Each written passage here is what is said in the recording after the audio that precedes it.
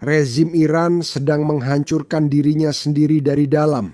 Sementara dunia berfokus pada penumpukan kekuatan militer besar-besaran alias di lepas pantai, sebuah laporan baru yang mengejutkan mengungkapkan bahwa kudeta rahasia baru saja diluncurkan terhadap pemimpin tertinggi yang diatur oleh tidak lain dari para pejabat tertingginya sendiri.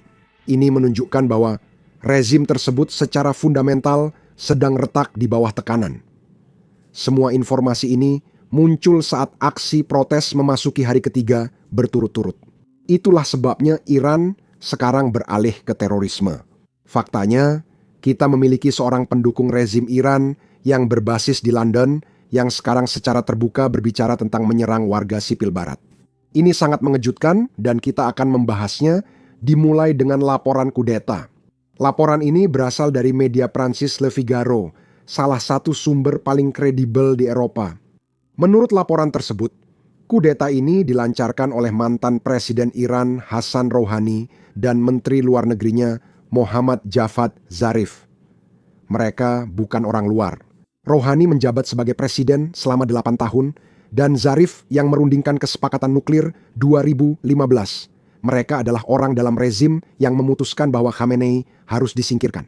Kudeta itu terjadi pada 7 Januari, hanya 1 hari sebelum pembantaian yang menewaskan puluhan ribu warga Iran. Dan kudeta itu mendapat dukungan dari para ulama di kota suci Qom. Kudeta itu juga mendapat dukungan dari orang-orang di dalam garda revolusi sendiri. Ini adalah upaya yang sangat serius. Kudeta ini terkoordinasi dan hampir berhasil. Namun, kudeta ini gagal karena satu alasan. Dan alasan itu adalah satu orang, Ali Larijani. Larijani adalah sekretaris Dewan Keamanan Nasional dan dia menolak untuk mendukung kudeta ini. Begitu dia berpihak pada Khamenei, rencana itu runtuh. Rouhani dan Zarif ditempatkan di bawah tahanan rumah dan Larijani, dia diberi hadiah dengan kendali penuh atas negara seperti yang sudah kita bahas kemarin. Pria yang menggagalkan kudeta itu sekarang memimpin Iran. Dan seperti yang akan segera kita bahas, dia sekarang yang memimpin negosiasi dengan Amerika Serikat. Khamenei berusia 86 tahun, dia baru saja selamat dari upaya kudeta oleh mantan presidennya sendiri. Jadi dia melakukan apa yang biasa dilakukan setiap diktator di usianya. Dia mendelegasikan kekuasaan kepada orang yang telah menyelamatkannya. Kemarin, kami mengetahui bahwa nanti minggu ini seharusnya akan ada putaran negosiasi nuklir lagi antara Iran dan Amerika Serikat. Banyak orang mengatakan bahwa ini bisa menjadi putaran terakhir sebelum ada aksi militer. Dan tebak siapa yang memimpin delegasi Iran? Ali Larijani, penguasa de facto Iran. Diperkirakan Larijani akan memberikan tawaran terakhir Iran kepada Amerika Serikat. Jadi, mengapa orang-orang berpikir ini mungkin putaran terakhir? Karena jarak antara apa yang diinginkan Ayatollah Salas dan apa yang bersedia ditawarkan Iran sangat besar.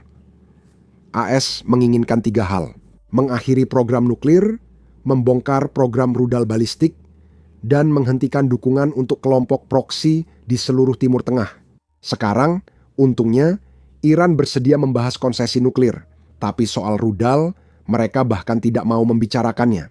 Inilah Menteri Luar Negeri Iran di televisi Amerika kemarin yang menjelaskan hal itu dengan jelas. Anda sedang membicarakan nuklir, Anda hanya menawarkan kesepakatan nuklir saja pada tahap ini karena Menteri Rubio mengatakan bahwa apapun yang berarti juga harus melibatkan rudal balistik dan dukungan Anda untuk proksi di wilayah tersebut. Saat ini kami hanya bernegosiasi soal nuklir dan tidak ada topik lain. Baik. Apakah Anda bersedia mengizinkan inspeksi senjata ke fasilitas nuklir Anda tanpa batasan dan menerima inspektur Amerika di dalamnya? Ya, kami adalah anggota yang berkomitmen pada NPT, Perjanjian Non-Proliferasi, dan kami memiliki perjanjian pengamanan dengan lembaga Badan Energi Atom Internasional, dan kami siap untuk bekerja sama sepenuhnya dengan lembaga tersebut sesuai dengan perjanjian pengamanan.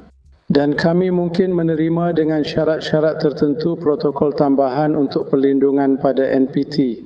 Dan saya pikir mekanisme verifikasi penuh, mekanisme pemantauan penuh dapat diterima dan dapat diterapkan. Iran bersedia membahas nuklir, tapi Asakurs juga ingin membahas rudal, dan itulah sebabnya kedua belah pihak tidak bergerak. Dan sepertinya bukan hanya Amerika Serikat yang bersiap jika negosiasi gagal, Iran juga sedang bersiap. Dan inilah cara Iran bersiap. Dimulai dengan kesepakatan senjata yang baru saja bocor. Baru bulan Desember ini, Iran menandatangani perjanjian senjata baru dengan Rusia senilai sekitar 500 juta euro atau sekitar 590 juta dolar. Kesepakatannya, Rusia akan mengirimkan 500 unit pertahanan udara portabel Verba, peluncurnya, dan di atas itu semua, 2.500 rudal selama 3 tahun ke depan.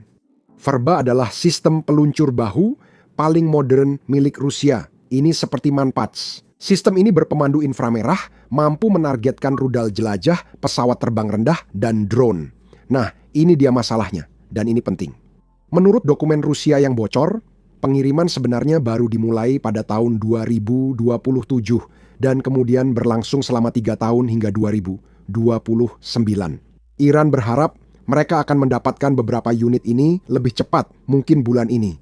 Tapi meskipun mereka mendapatkannya, sistem ini kecil dan tidak akan mampu menghentikan kampanye udara AI Selatan. Jika kamu tanya saya beberapa minggu lalu soal Rusia menjual sistem pertahanan udara ke Iran, saya pasti bilang tidak. Rusia sendiri kekurangan pasokan.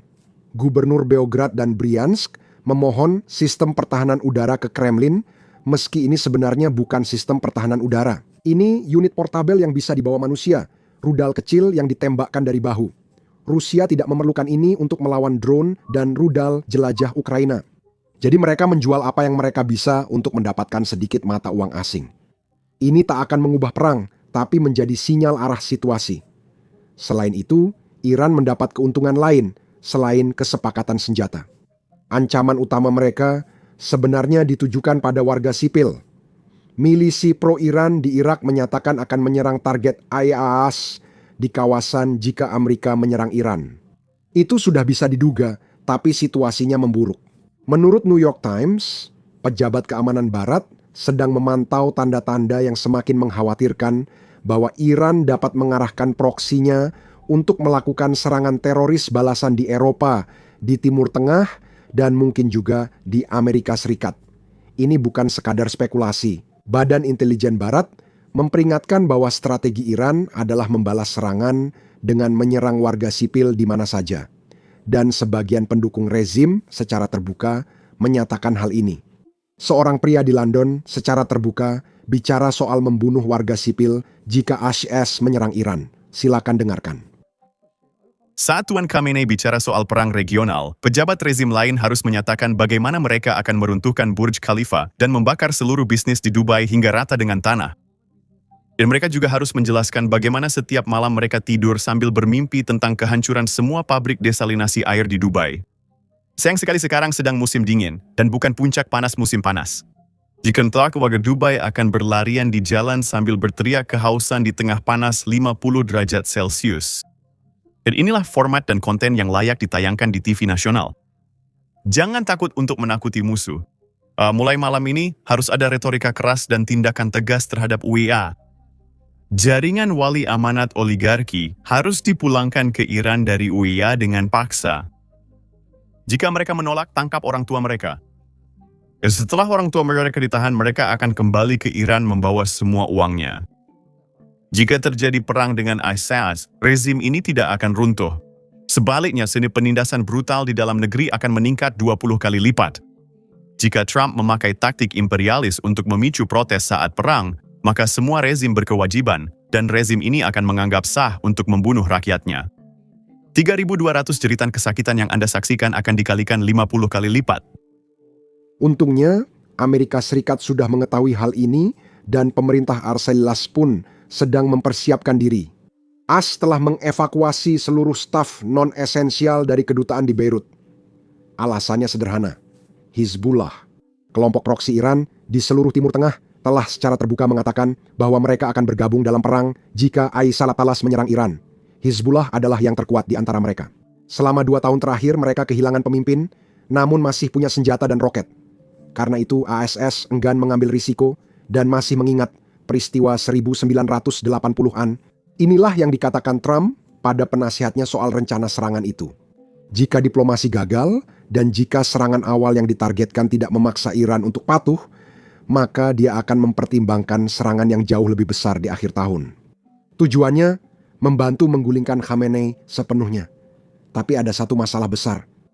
Jenderal Rezim Kings, ketua kepala staf gabungan, mengatakan kepada Trump sebelum operasi Venezuela bahwa keberhasilan sangat mungkin terjadi dan dia membuktikannya. Namun untuk Iran, dia belum bisa memberikan jaminan yang sama, terutama karena operasi ini jauh lebih sulit. Militer bisa menyerang target, tapi apakah serangan itu benar-benar akan mengubah perilaku rezim atau justru memicu sesuatu yang jauh lebih buruk? Tidak ada yang tahu pasti. Sekarang, sementara semua ini terjadi di luar, rezim kembali kehilangan kendali di dalam negeri. Protes telah berlangsung selama 3 hari berturut-turut dan terus berkembang. Hari ini, di hari ketiga, sesuatu yang signifikan terjadi. Perempuan Iran bergabung dalam jumlah besar, meneriakkan hidup Shah. Dan itu bukan sekadar slogan protes, itu adalah tantangan langsung terhadap seluruh Republik Islam, menyerukan kembalinya Iran sebelum tahun 1979. Tanggapan Garda Revolusi? Mereka menyerbu universitas-universitas. Mereka menyerang para mahasiswa dengan peluru tajam dan gas air mata di siang bolong. Kini, rezim tak khawatir dunia melihat kebrutalan mereka. Mereka sudah melewatinya dan sedang bertahan hidup.